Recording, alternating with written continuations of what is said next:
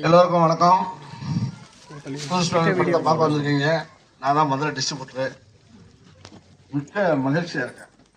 நான் சினிமா துறையில் 33 ஆண்டாக இருக்கேன். ஒரு நல்ல படம் ஓடாது, அர்த்த ரீதியாக ஓடுறது ரொம்ப சிரமப்படுவோம். எடுப்போமா வேணாமான்னு ப்ரொடியூசர்லாம் குழப்பமாக இருப்பாங்க இன்னைக்கு இருக்கிற நிலைமையில. ஏன்னா இன்னைக்கு பேன் இண்டியா படம்னு வந்துருச்சு. பேன் இண்டியா படம் அதனால அந்த பேன் இண்டியா படம் பக்கமே போவாங்க. ஆனால் இந்த ப்ரொடியூசர் ஒரு டைரக்டர், புது டைரக்டர், 24 வயசு பையன், மிக அருமையான பையன், பியூட்டிஃபுல். ஒரு பாசில் டைரக்டர் பாசில் எப்படி எடுப்பாரோ, சேரன் எப்படி எடுப்பாரோ, விஷு எப்படி எடுப்பாரோ, நீங்கள் பார்த்துருப்பீங்க, படத்தை இடவில் வரைக்கும் பார்த்துருப்பீங்க. இந்த அத்தனை கலவையும் கலந்து எடுத்திருக்கான். ஒரு புது பாணியில் எடுத்திருக்கான். மிரட்டிட்டான். செகண்டாக பாருங்க, ரொம்ப மிரட்டி இருப்பான். சினிமா திரைக்கதைங்கிறத அதை மக்களுக்கு இப்போ சொல்கிறாங்க. இப்போ ஃபேமஸாக முந்திலாம் வேறு மாதிரி சொல்லுவாங்க, குட் ஃபீல் மூவின்னு சொல்கிறாங்க.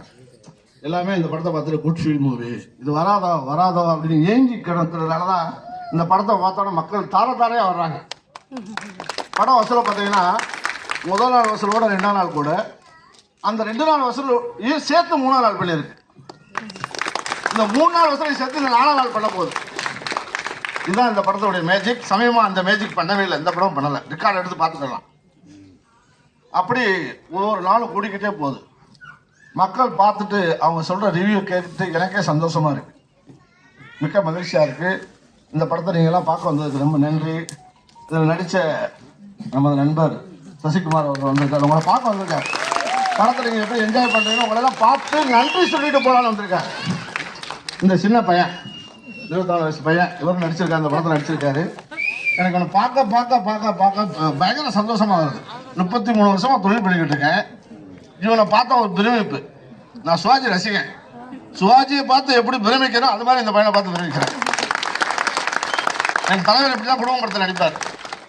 அவர் ஆக்ஷன் படம்னா அதெல்லாம் கொஞ்சம் நடிச்சிருக்காரு. அவர் மெயின் குடும்ப படத்தில் தான் நடிப்பார்.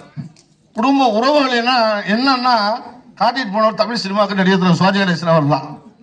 அந்த மாதிரி ஒரு படத்தை அதெல்லாம் எடுக்க மாட்டாங்க. சிவாஜி படம் மாதிரி எடுக்கிறதுக்கே தயங்குவாங்க. கமர்ஷியல் படம் தான் எடுப்பாங்க. அப்படிப்பட்ட ஒரு வாரிசாக வந்த என் தம்பியை நான் பாராட்டுகிறேன். அந்த மாதிரி இன்று சிவாஜி ஐயா நடித்த அதே மாதிரி குடும்ப கதையில் நடித்த என் நண்பர் பாராட்டுறேன். இவன் மதுரையின் பெருமையை விருது தர போகிறேன். நான் சிவாஜிக்கு திருவிளையாடல் 60வது வயது விழா நடத்த போகிறேன். திருவிளையாடல் நம்ம ஊரில் நடந்தது. மதுரையின் பெருமையை கருதி திருவிளையாடல் படத்தில் ராஜா முத்தையா மண்டலத்தில் நடத்த போகிறேன். விழா நடத்த போகிறேன். 60 ஆண்டு ஆயிடுச்சு, விழா நடத்த போகிறேன். அதில் மதுரையின் பெருமைன்னு விருது தர போகிறேன். அவசியம் கலந்துக்கங்க. எங்கள் ஐயாவுடைய விருது உங்கள் கைக்குள்ள கொடுக்கணும். நான்